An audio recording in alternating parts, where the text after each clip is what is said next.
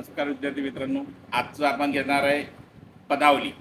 आता बघा, पदावली म्हणजे काल मी जसं सांगितलं होतं तुम्हाला, जसं बेरीज, वजाबाकी, गुणाकार, भागाकार या सर्वांचं मिक्स म्हणून आपण घेणार पदावली. आता या पदावलीमध्ये सर्वात महत्त्वाच्या काही गोष्टी असतात. तर तुम्हाला एका स्टेपनं जर सॉल्व्ह जर करायचं असेल तर ते कसं सॉल्व्ह करत जायचं ते आपण इथं बघा. सर्वात पहिले रे, नंतर कंस, शे, हा, हु, पे, व. आता याचा अर्थ काय होते बघा. रे म्हणजे रेगी कंस.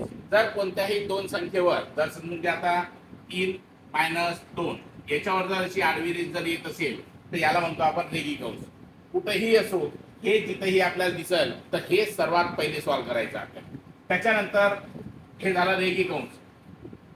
कंस म्हणल्यानंतर मग छोटा कंस असो, मोठा कंस असो, का मग हा वाला कंस, जे काय कंडिशन असेल, कंस आल्यानंतर पहिले हे कंस सॉल्व्ह करायचा. त्याच्यानंतर चे म्हणजे होते गुणाकार. जेचा अर्थ होते गुणाकार. पण हे चे भागाकाराच्या आधी गुणाकार करायचा. त्यानंतर भागाकार म्हणजे भागाकार, गुणाकार म्हणजे गुणाकार. पण आता गुणाकार म्हणजे काय, हे गुणाकार जे आहे ह्या भागाकाराच्या नंतर करायचा. आणि चा हा चेचा वाला जो गुणाकार आला तो भागाकाराच्या आधी करायचा. नंतर बेरीज आणि नंतर सर्वात शेवटी वजाबाकी. आपण याला प्रकार टाईप मध्ये घेऊ. आता प्रकार टाईप मध्ये तर ह्याच्यातनी बघा, सर्वात पहिला प्रकार टाका.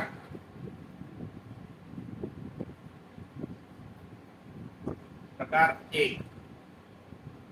आता पहिल्या प्रकारामध्ये गणित बघा, साध्या गणितापासून वर जाऊ. जसं की बघा, 12 प्लस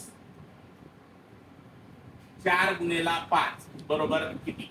आता इथं काय करायचं लक्ष द्या. स्टेप बाय स्टेप प्रत्येक स्टेप बाय स्टेप सॉल्व्ह करायचा. आता हे जर तुम्ही स्टेप बाय स्टेप जर सॉल्व्ह केले तर जोपर्यंत हातावर कमांड येत नाही, एकदा कमांड आल्यानंतर ऑटोमॅटिकली समोरचे गणित तुम्हाला डायरेक्ट शॉर्टकट सॉल्व्ह करता येतं. आता हे कंडिशन काय होणार लक्ष द्या. सर्वात पहिले बघा, आपल्याला सांगितलेलं आहे इथं रेखी कंस असेल तर रेखी कंस असेल तर कंस चे म्हणजे गुणाकार, भागाकार, गुणाकार, बेरीज, वजाबाकी. तर याच्या हिशोबाने जर बघितलं तर बघा, इथं पहिले प्लसचं चिन्ह आलेलं आहे, म्हणजे प्लसचं जशीच्या तसं ठेवायचं. नंतर सांगितलं आपल्याला गुणाकार म्हणजे 4-5 20 आणि या दोन संख्येची बेरीज जर केली तर समोरच्या येणार 32. आपलं उत्तर ठरलं. असं स्टेप बाय स्टेप जायचं. आणि डायरेक्ट जर करायचं असेल तर ज्यावेळेस हातावर कमांड आली, पूर्णपणे आपली प्रॅक्टिस चांगली झाली तर मग डायरेक्ट याला करायचं. 4-5 20, 20 मध्ये 12 मिळवा, उत्तर खतम. ओके. आता बघा, याच्यातच आपण दुसरा गणित घेऊ. दुसरा गणित -17 प्लस 12 गुणिले 2. आता इथं कंडिशन काय होते लक्ष द्या. आता -17 आहे, इथं गुणाकार तर गुणाकार. इथं काय कंडिशन झाली, -17 प्लस या दोन्ही संख्येचा गुणाकार होणार 12×2 24. आता हे 24 झाल्यानंतर बघा, हे संख्या आली प्लसची, हे संख्या आहे मायनसची. म्हणजे याचा अर्थ असा होणार की 24 मधून हे 17 मायनस करा. 24 मधून 17 मायनस करा. जर आपण 24 मधून जर 17 मायनस केले तर उरले किती तुमच्याकडे, 7. इथं तुमचं उत्तर खतम. आता इथं काय होणार, हे प्लसची संख्या, हे मायनसची संख्या जी आहे तर या प्लसच्या संख्येतून मायनस होणार. ओके. या स्टेप बाय स्टेप तुम्हाला सॉल्व्ह करायचं. काही दिवस स्टेप बाय स्टेप सॉल्व्ह करा, त्याच्यानंतर बाकीच्या याच्यातनी प्रॅक्टिस झाली की ऑटोमॅटिकली ते सॉल्व्ह होते. चला, आता तिसरं गणित बघा.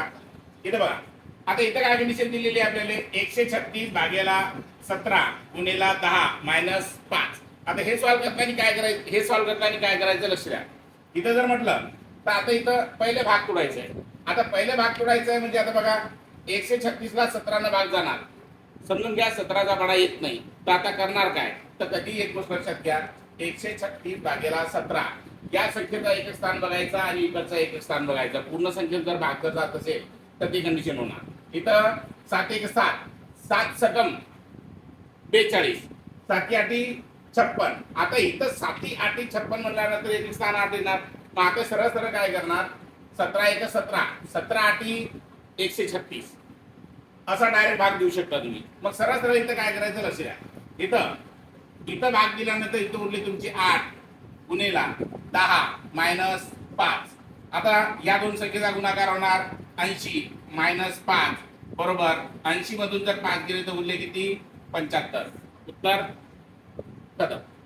आता ह्याच्यानंतर समोरचं जर बघितलं तर इथं कंडिशन लक्षात घ्या.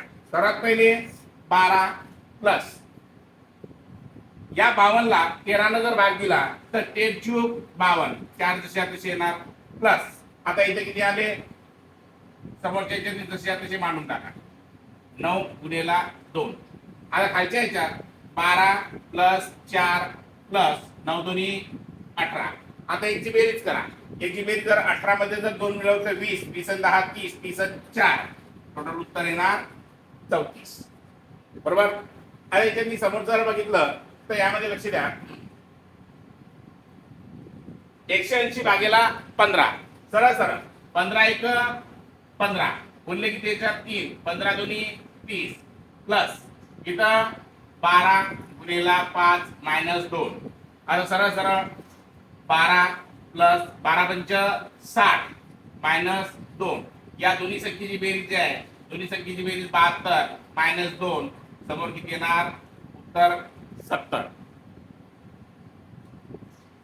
आता समोरचा बघा समोरचा 6वा आणि 7वा गणित. आता याच्यामध्ये काय होणार लक्ष द्या. इथं 35 मायनस 25. आता एक काम करा इथं भागाकार जागेवर करून घ्या. 35 मायनस इथं 5 25 प्लस 6 गुणिला 4. आता इथं काय कंडिशन होणार लक्ष द्या. इथं 35 जशी आहे तशी मायनस 5 प्लस 6 चूक 24. आता याला भाग तोडताना तुम्ही असे करू शकता हे संख्या प्लसची आहे हे संख्या प्लसची आहे या दोघांची बेरीज होणार आणि त्याच्यानंतर मग याच्यातून 5 मायनस होणार किंवा सरळ सरळ तुम्ही याच्यातून 5 मायनस करून हे सरळ सरळ समोरच्या याच्यात प्लस करून टाकणार. पण याच्यानुसारच आपण चालायचं कारण कधी गोंधळ होईल काही सांगता येत नाही. मग सरळ सरळ आपण काय करायचं याच्यात बघा 35 प्लस 24 मायनस 5. मग आता यांची बेरीज जर केली तर यांची बेरीज होणार 59 मायनस 4 समोर मायनस 5 5 जर याच्यातून जर गेले तर तुमच्याकडे उत्तर येणार 54. इथं उत्तर का. आता समोरच्या याच्यात जर आपण जर बघितलं तर बघा इथं आले 16 प्लस 16 1 16 16 दोन्ही 32 मायनस 10. आता या दोघांची बेरीज होणार या दोघांची बेरीज झाली 18 मायनस 10 बरोबर 8. उत्तर खतम. आता बघा 8वा आणि 9वा गणित. आता यामध्ये काय होणार लक्ष द्या. आता इथं एक्स्ट्रा एक जी स्टेप वाढली ते आहे चिन्ह. याच्यात मी चिन्ह वगैरे येणार. आता या चिन्हांमध्ये काय करायचं लक्ष द्या.